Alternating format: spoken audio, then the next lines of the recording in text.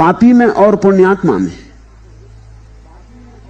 तुम एक ही तत्व को एक साथ पाओगे, वह तत्व प्रीति है। फिर प्रीति किससे लग गई उससे भेद पड़ता है। धन से लग गई तो तुम धनी होकर रह जाते हो, ठीकरे हो जाते हो, कागज के सड़े गले नोट होकर मरते हो।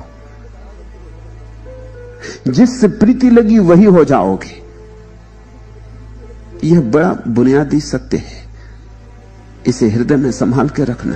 प्रीति महंगा सौदा है, हर किसी से मत लगा लेना। जिससे लगाई वैसे ही हो जाओगे, वैसा होना हो तो ही लगा।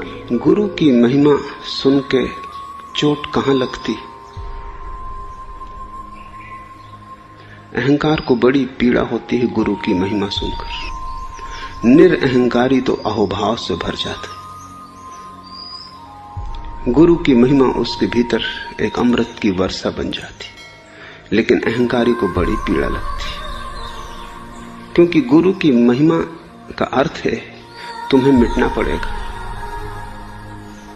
गुरु का अर्थ है तुम्हें न हो जाना पड़ेगा। जब तक तुम हो तब तक गुरु न हो सकेगा।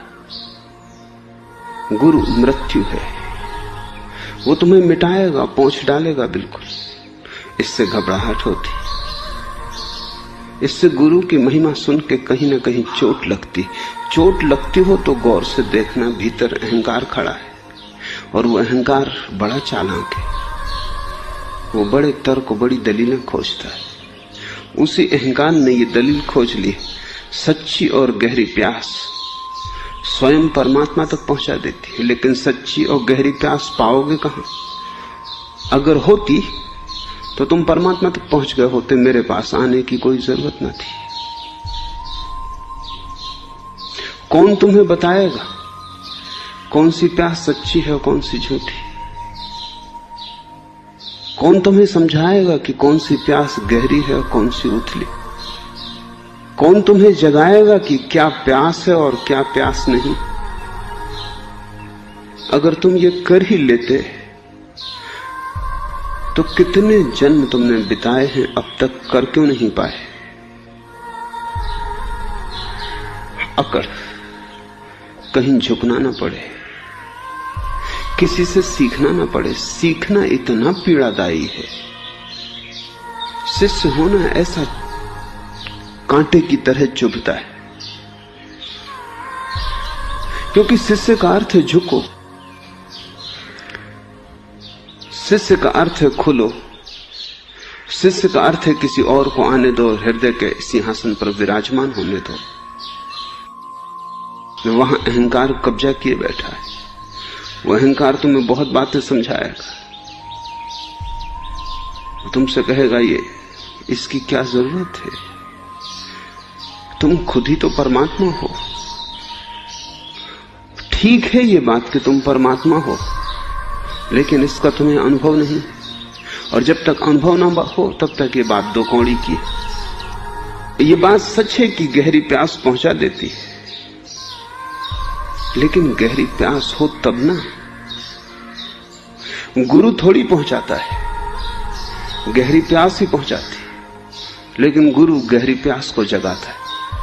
गुरु परमात्मा थोड़ी दे सकता है तुम्हें, परमात्मा तो तुम्हें मिला ही हुआ है।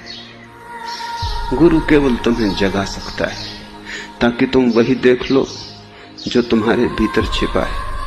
और बड़े मजे की बात है कि गुरु तो एक बहाना है। गुरु के बहाने तुम झुकना सीख जाते हो, और किसी दिन गुरु के चरणों में झुके झुके अचानक पाते हो गुरु के चरण तो चले गए, परमात्मा के चरण हाथ में।